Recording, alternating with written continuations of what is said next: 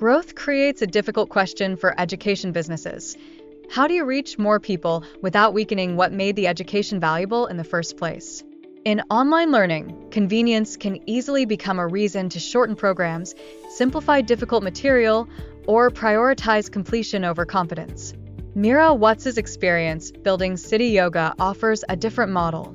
Her journey suggests that sustainable scale can come not from making education easier, but from protecting its substance while improving how it is delivered. Watts is the founder and CEO of Siddhi Yoga, a yoga education and wellness company she started in 2013. Before becoming an entrepreneur, she worked a corporate job in Singapore characterized by long hours and frequent travel. She began attending yoga classes to manage stress and eventually noticed changes extending beyond physical exercise. She was sleeping better and responding differently to problems at work. Curiosity led her to complete a 200-hour teacher training at Yoga Deep in 2012. Her relationship with yoga also became deeply personal. In an essay about experiencing pregnancy loss, Watts described using yoga and meditation as part of a long process of confronting grief. Rather than presenting yoga simply as exercise, she described it as a practice that helped her examine difficult emotions with compassion. That experience helps explain why, when she eventually built a business around yoga education, she resisted treating the discipline as interchangeable fitness content. Watts saw an opportunity to make structured yoga education available to people who could not regularly attend an in-person studio. Siddhi Yoga began as an attempt to fill that gap, connecting students with experienced Indian teachers and eventually offering online education in yoga, meditation, and Ayurveda.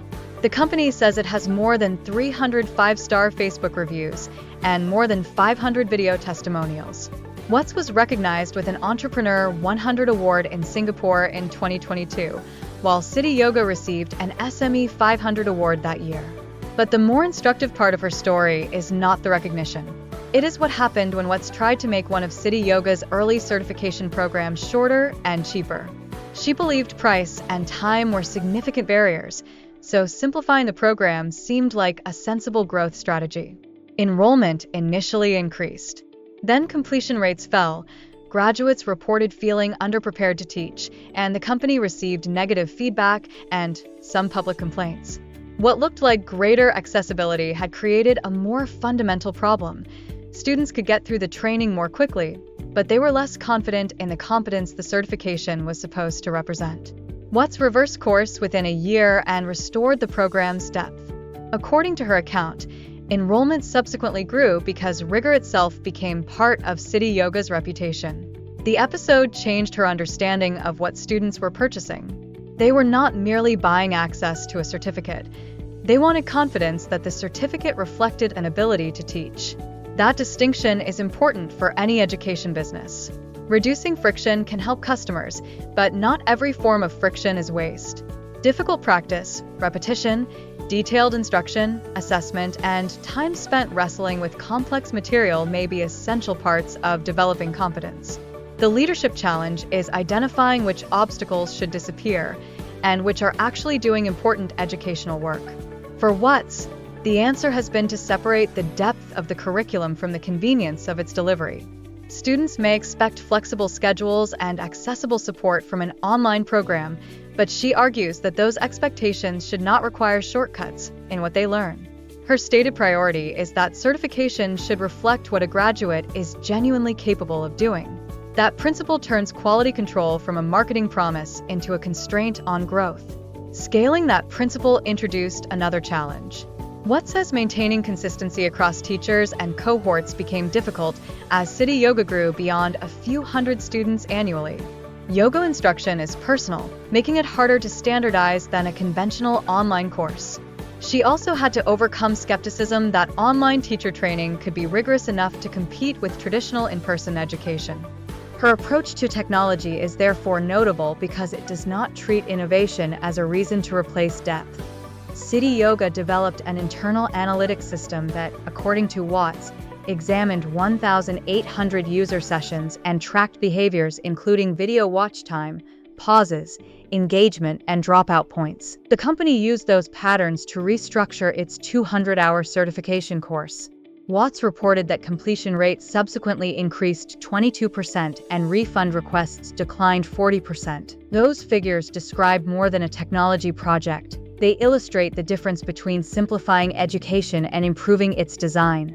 Instead of assuming students needed less material, Siddhi Yoga looked for places where pacing, sequencing, or clarity might be interfering with learning.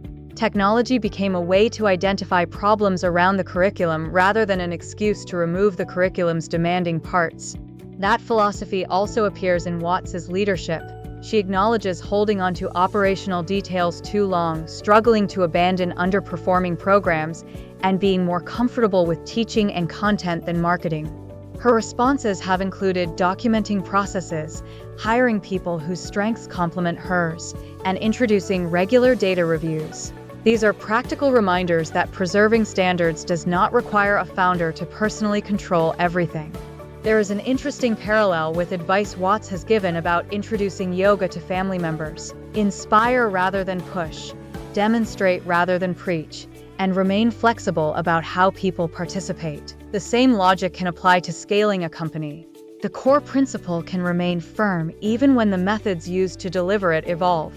Watts's experience with Siddhi Yoga shows how online yoga teacher training can scale without sacrificing curriculum quality.